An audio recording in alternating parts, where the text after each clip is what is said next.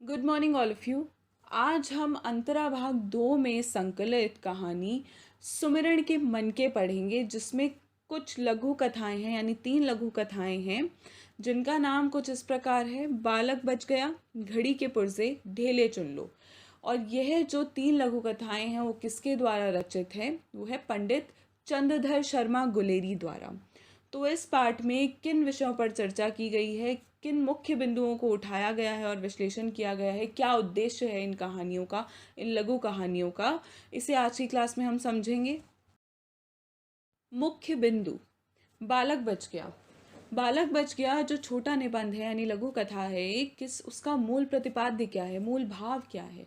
उसका मूल भाव उस उम्र की शिक्षा पर है, यानी जो बचपन में हम बच्चे को जिस प्रकार की शिक्षा देते हैं वो उसके मानसिक विकास के लिए देते हैं, या उसको जो समाज है उसके सामने प्रदर्शित करने के लिए इस प्रकार की शिक्षा देते हैं, कि यानी उसको साबित करना चाहते हैं हम कुछ।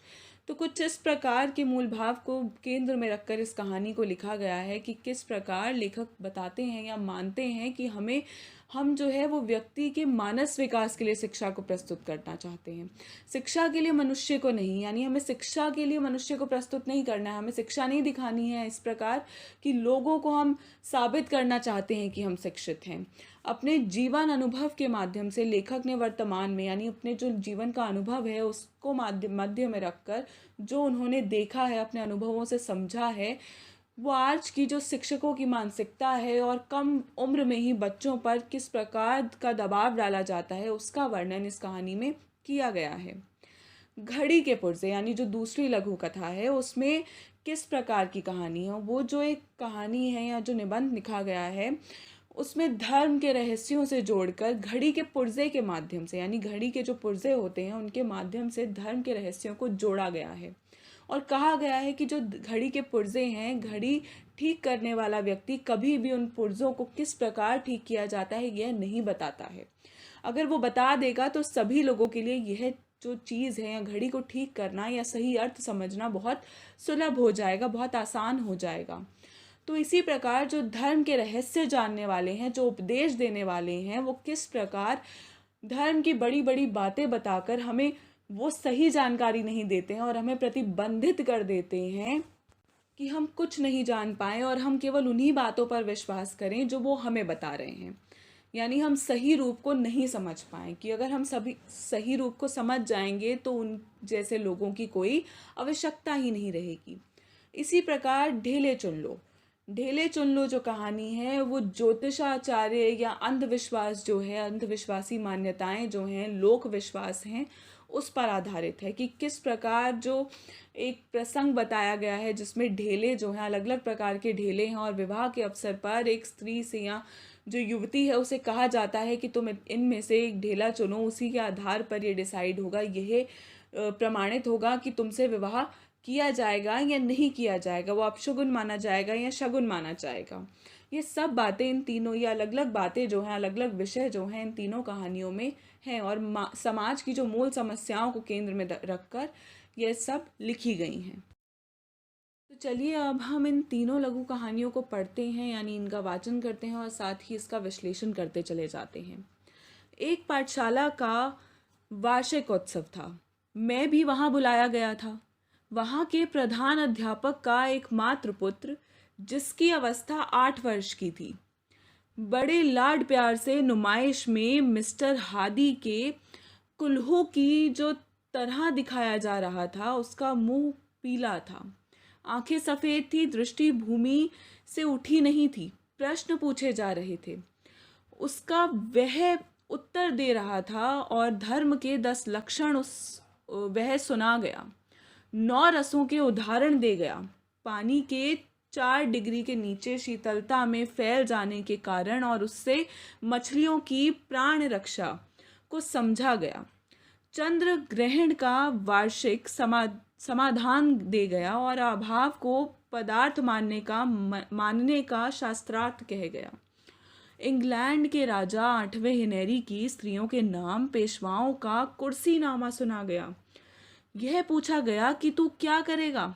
बालक ने सीखा सिखाया उत्तर दिया कि मैं यवजमन लोक सेवा करूंगा।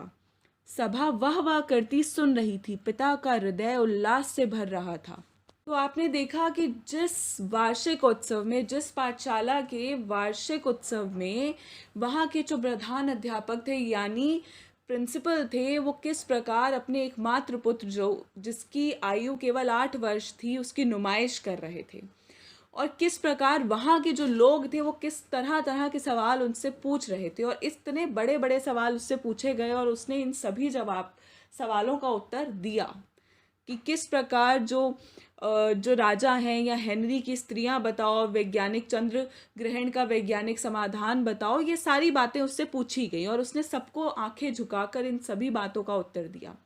और उससे अंत में पूछा गया कि तुम क्या बनना चाहते हो, तो अंत में सिखा सिखाया जो होता है वो उसने उत्तर दिया कि मैं लोक सेवा करना चाहता हूँ। 8 साल का बच्चा इस तरह की बात कहता है और सारी जो सभा है वो वाह वाह कहती है, और जो उसके पिता हैं वो खुश होते हैं, उल्लास से भर जाता है उनका हृदय ये सब देख कर कि किस प्रकार उसके पुत्र की इतनी प्रशंसा हो रही है।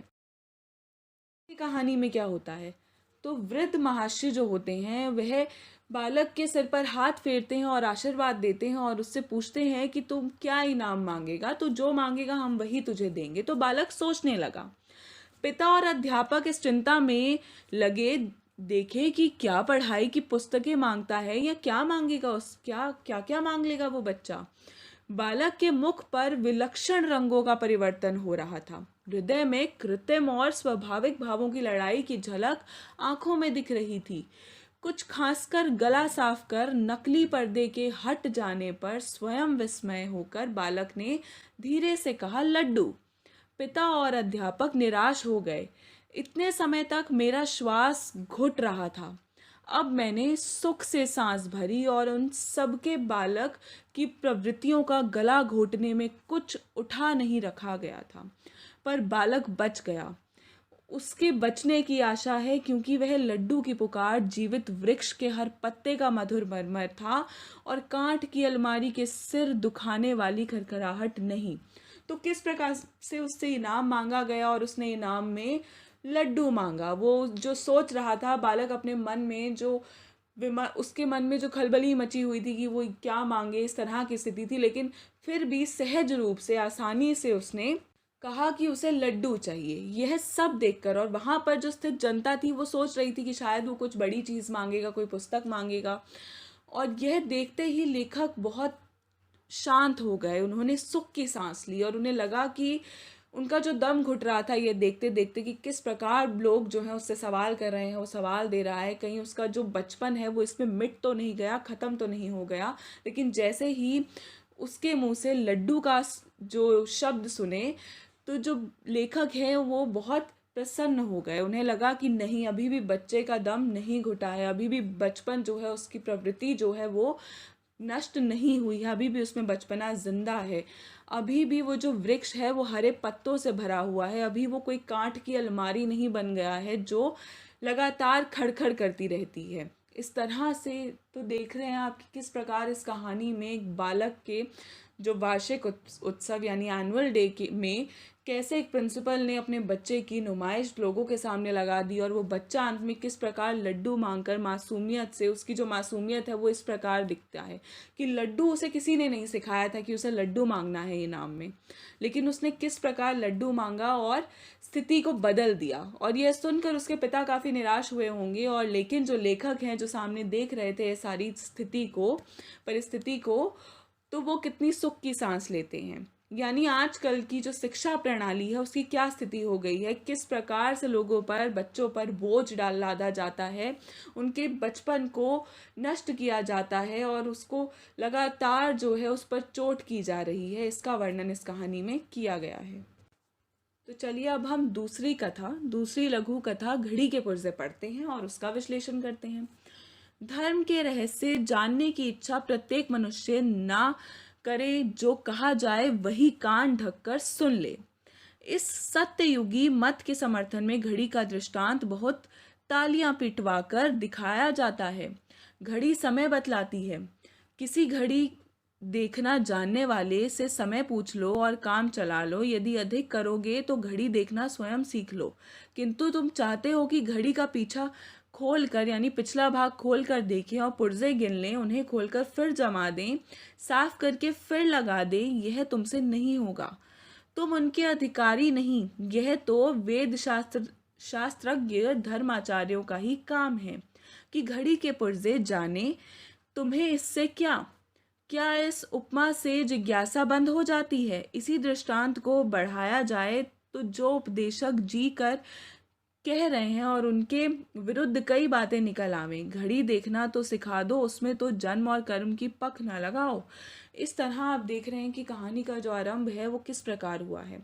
कहानी में बताया गया है कि जो हम धर्म का रहस्य है वो प्रत्येक मनुष्य को पता होना चाहिए, लेकिन मनुष्य जो है वो जानना ज़रूरी नहीं समझता है। जो उसे बता दिया जाता है, जैसा बता दिया जाता है, वो उसी का समर्थन करता है और तालियां पीटकर उसी के पथ पर चलता है।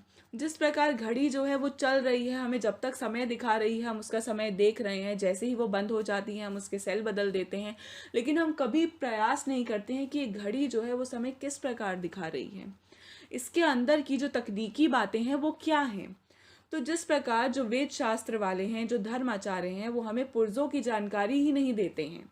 जिस प्रकार घड़ी के पुर्जों की जानकारी हमें नहीं होती है, हम ये नहीं सोचते हैं कि हम उसे खोलें, निकालें, जांचें और फिर से लगा दें, उस प्रकार धर्माचार्य जो हैं वो हमें उन पुर्जों की जानकारी नहीं देते और ना ही हम उसे जानने की कभी इच्छा जाहिर करते हैं।